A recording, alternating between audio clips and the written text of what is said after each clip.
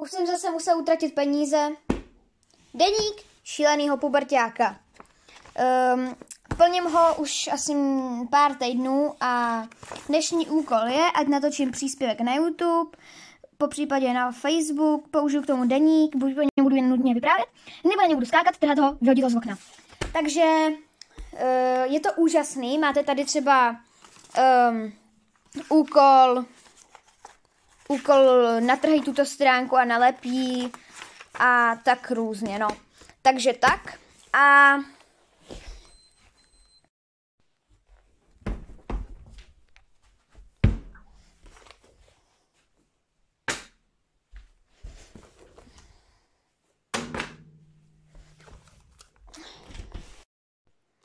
tak, házíme z okna.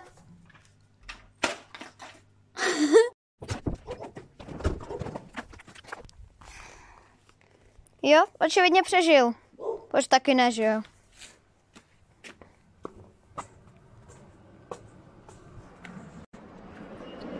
Ahoj, vlaku!